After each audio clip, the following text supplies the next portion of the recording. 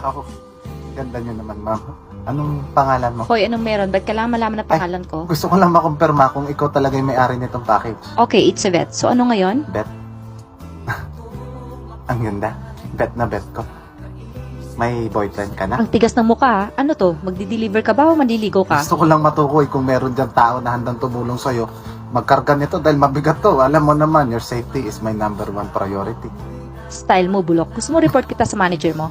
May panulat ka. Oh, para sa ng panulat? Isulat mo yung number ko. Ano naman ang pakialam ko sa number mo? Para kung gusto mong ibalik to, tawagan mo ako para mabalikan kita.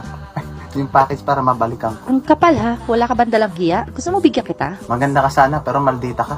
Eto na yung package mo, oh. O na, paano ka? Okay ka lang? Gusto mong tubig? Anong gusto mo? Ikaw. Nangis kita,